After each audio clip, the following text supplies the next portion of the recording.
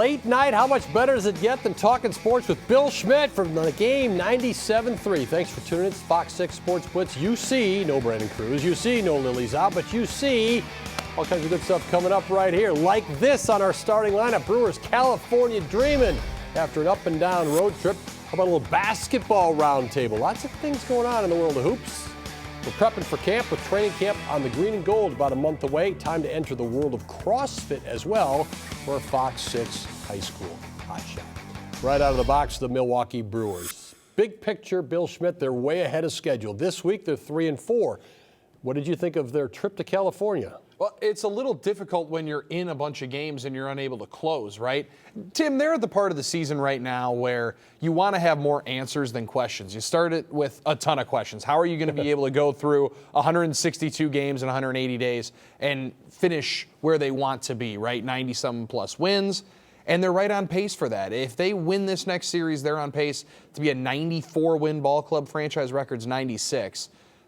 Difficult in some of these games where it feels like they could have won, though. Well, let's look at today's game. They get 5 runs in the second inning, and they needed this game. They had lost the first 3 to the San Diego Padres. Earlier this month, they were swept at Philadelphia. It's kind of like, well, how are we going to do against these good teams? They did bounce back and get the win today. I thought it was crucial. Big time. One of 4 teams in Major League Baseball without a 4-game losing streak. Keep that going. You're going to find yourself in some favorable matchups. But think about the guys that were able to do it today. In that second inning, you mentioned Tyler Black, obviously Blake Perkins a part of it. Young players that they're relying on to play big-time roles for them so far. You talk about young players. Today's winning pitcher, Tobias Myers, also got a win in a strong performance earlier this week against Anaheim Angels or Los Angeles Angels.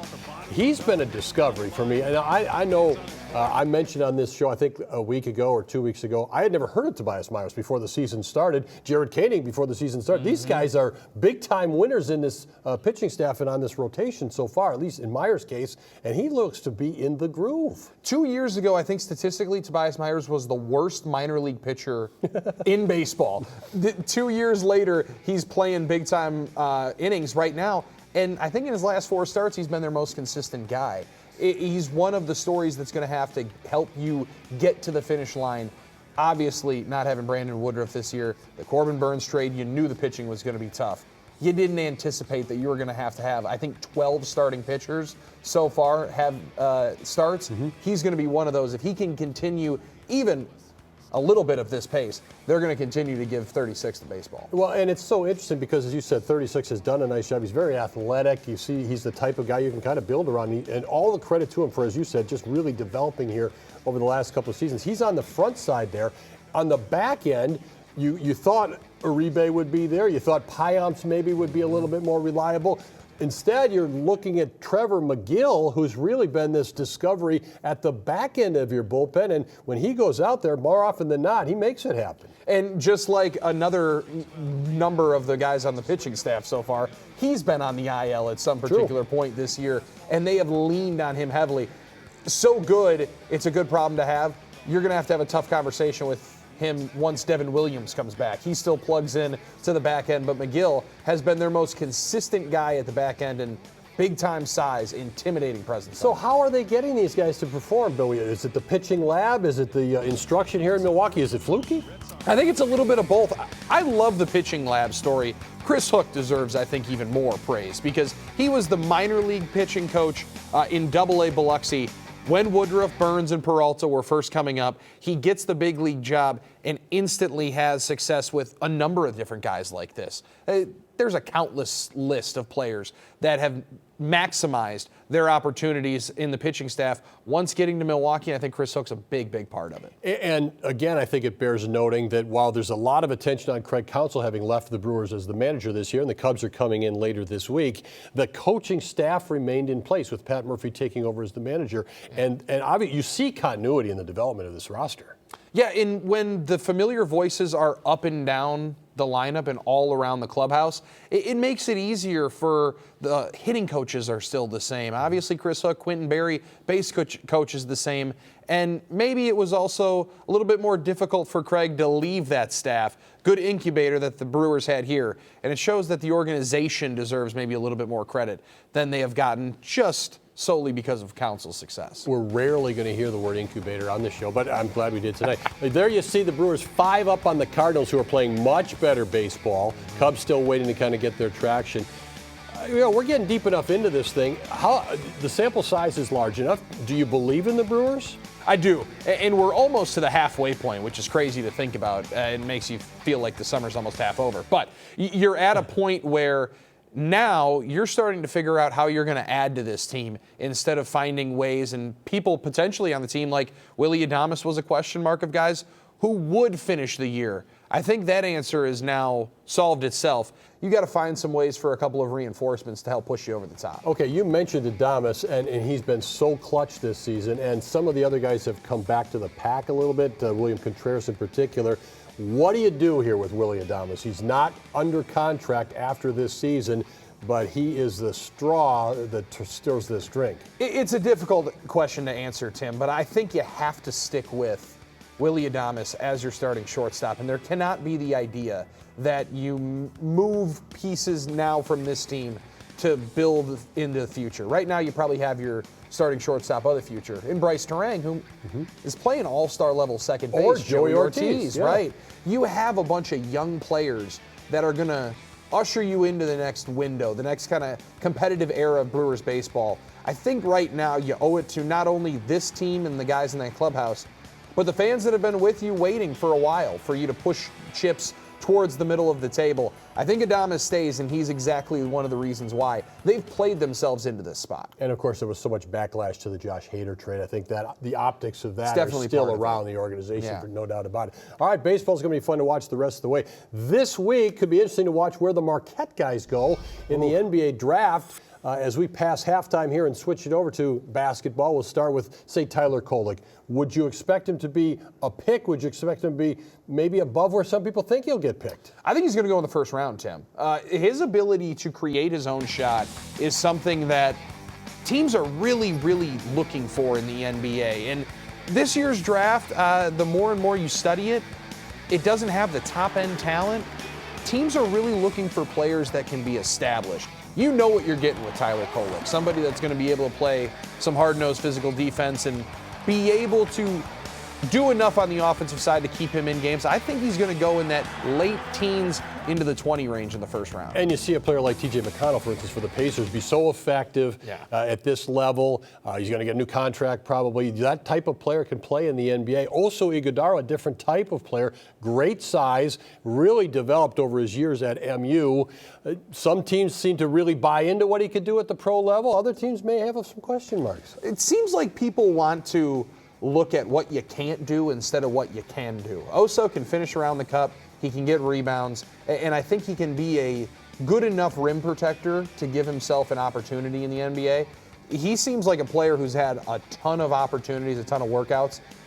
He'll still have a lot more to prove. In that second round, non-guaranteed contracts, if that's where he's going, he'll definitely be playing. He's going to get an opportunity, but I think he hears his name probably second coming up this week. Certainly has a great head on his shoulders, knows what he's getting into, and will approach any challenge. That's the way he's gone through things, through the coaching change at Marquette, et cetera. So exciting week for those guys. Bucks have a couple of picks, one first, one second.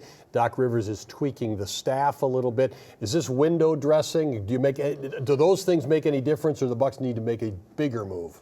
Tim, I think they do matter, because if you think about where this team was last year, getting a new head coach, hiring Adrian Griffin after firing Mike Budenholzer, and still piecemealing together the staff with Griffin, Doc Rivers was working with a large majority of people he had never worked with before. And while you're such a pro, you'll be able to do it with anybody. You bring a schlub like me off the street and you're still dominating the show. Doc, I think there was a little bit of a learning curve for it. Him having his own staff, Darvin Ham being a part of it, a championship coach with the Bucks, obviously has Giannis's ear. I think that's a big part of it, bringing in some guys who have worked with Doc and having some continuity going into training camp is going to help this team. Beefy staff, too. My goodness. Very much so. A lot of people there in that position. You mentioned Giannis. He signed up to play for the Greek team in the Olympic qualifying tournament. Then if Greece were to advance to the Olympics, he would play. He's not playing in these tune-up games. If you're the Bucks, are you worried about this? If you're a Bucks fan, are you worried about this? I'll tell you personally, Tim, I don't love it. I don't think it's the best optics. I don't think it's the best situation. However, no one's going to tell Giannis Antetokounmpo what to do. And I think the Bucks know that. I think Giannis's representation knows that. I think the Greek national team knows that. And if he believes that they have the opportunity to do something that he has coveted for his entire life, which is represent them in the Olympics, then good on you for doing it. I don't love the fact that the team that pays you almost $50 million per year is not going to be the uniform you play in your first game since exiting and not being able to play in the playoffs. But this is something that he wants to do. No NBA team is going to tell you can't. And a couple years ago, Chris Middleton, Drew Holiday win gold medals, represent the Milwaukee Bucks in the United States. Yep. So it's pretty hard to say it's good for this and not good for that. There was an interesting vote at another level of basketball recently in the WIAA, and they're not going to go to a shot clock for high school basketball in Wisconsin. There is no shot clock at the current time in high school basketball in Wisconsin. Does this surprise you? Does this disappoint you? Is this a non-issue to you? It's a little surprising, Tim, just because so many states have gone to implementing a 35-second, 40-second shot clock.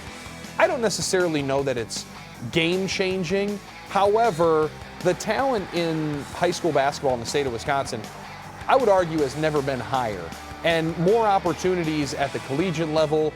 I think it's more of a learning curve for our young athletes once they get to that next level.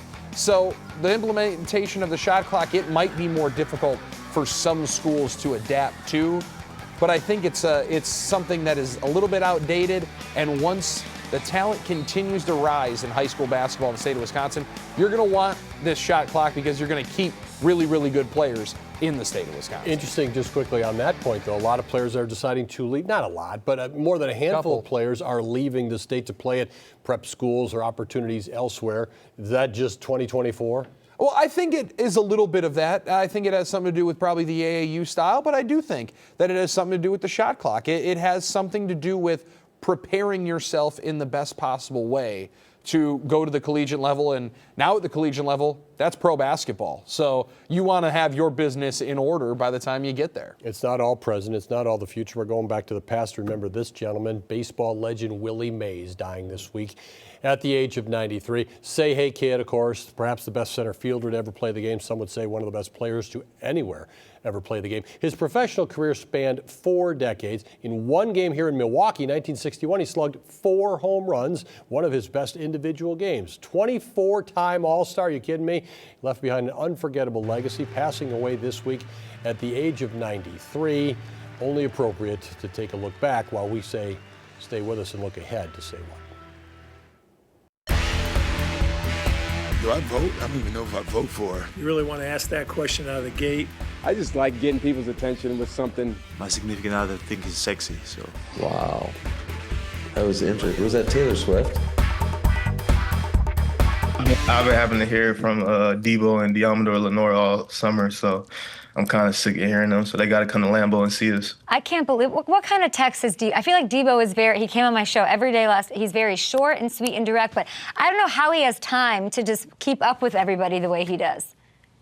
Debo's annoying. He couldn't talk crazy after the game. We put him out.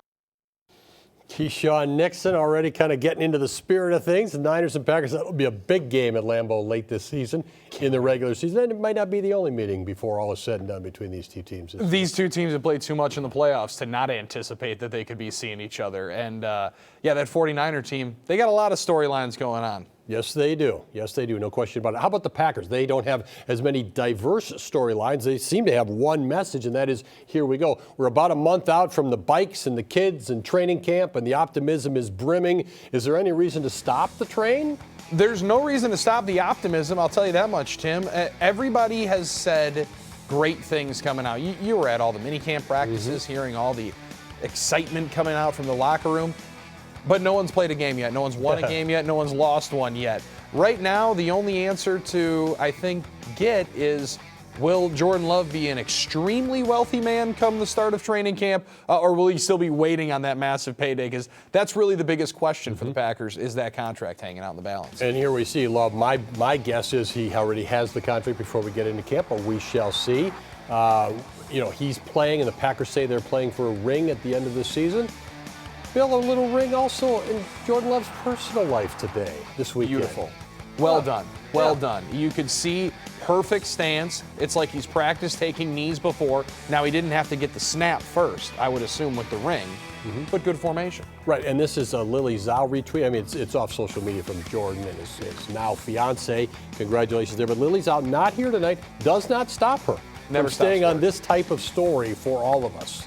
There you go, Lily. Proud of you. Yeah, absolutely. Dedication to, what matters. So we'll be watching that Jordan Love situation. Doesn't run for from sure. the grind. Yeah, absolutely. So Jordan Love and the Packers, as we say, about a month out. Training camp is coming right on up. All right, you know what else is coming right up? Our high school hot shot. Real good one tonight, too. Stick with us. Things keep rolling on the Fox 6 Sports Blitz as we check in on an athlete who has participated in multiple sports.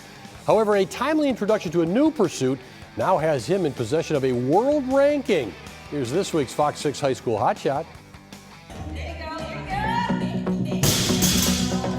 All right, I'm Kate Ingalls. I'm a senior graduate from Cedar Grove Belgium High School, and I do competitive CrossFit. I've looked at photos of myself from the past, from when I first started, and I've definitely changed. I've definitely gained more muscle. I'm definitely in better shape. I do it competitively, and that comes in two variations, I guess. The first variation is local competitions, and then also I compete in the Open, which is every spring. If you do well in that, you move on to hopefully going to the games. When I started doing it, I kind of realized that this is something I'm good at, and maybe competing will make me better. I'm a competitive guy. I like the competition. I like the competing. I like the overall vibe. I like everyone screaming at you to keep going. There's a whole bunch of people watching you do your thing, just yelling, screaming. That's what it is, just pure adrenaline, and you're just going. I'm doing the adaptive games, so I got dwarfism. CrossFit has this own division for the adaptive CrossFit games. And I'm competing with a bunch of other people that have disabilities, including dwarfism. Bench press, I can bench 225, and I can squat 350. Deadlift, I can only do about like 250. I don't like deadlifts. Right where I've come from to where I am now, it's pretty cool watching yourself evolve over that time. Right now, next step, I want to go into commercial aviation. That's the ultimate goal for me in life. So right now, I'm getting pilot training going on for my pilot's license. In my free time, I guess I could say I'm also a volunteer firefighter. Kind of started when my grandpa's been taking me to the EAA up in Oshkosh since I was like 2. So that got me hooked on the airplanes. When I was younger, I wanted to be just like my dad. My dad's a fireman and a truck driver. So I was like, I want to be just like my dad. When I turned 16 is when I joined the department. And he's actually the one that came up to me and was just like, you like airplanes so much, why don't you just be a pilot? A couple years ago, I had no idea. Now I have a game plan, and now I see where myself is going, and it's actually pretty impressive to me. Hi, I'm Kate Ingalls. I'm a senior graduate from Cedar Grove Belgium High School, and I'm a top 10 finisher for the Wheelwad Adaptive CrossFit Games. And this week's Fox 6 High School Hot Shot. Man, that's awesome. Love the focus. Hopefully going to the games. You heard Kate say it there. Well, that's now more than just a wish. He has qualified again to compete in this year's CrossFit Adaptive Games, currently ranked 8th in the world in his category. Outstanding. What's ahead in sports is what's ahead on the Blitz. We'll be right back. We are at the point in the show where we look ahead to this week. The Milwaukee Brewers in town for 6 games. Bill Schmidt. And Craig Counsell back in town. How about that? Probably no welcome video for him as the Northsiders come in over the weekend. And the world champion Texas Rangers stop in. Good games at the ballpark. Absolutely. Rangers day off. Brewers are looking forward to that. And then the Cubs. Also the NBA draft this week. It's a 2-day process now. Wednesday night, Thursday. Bucks have 2 selections. Marquette has 2 guys hoping to be drafted. All due respect, Tim.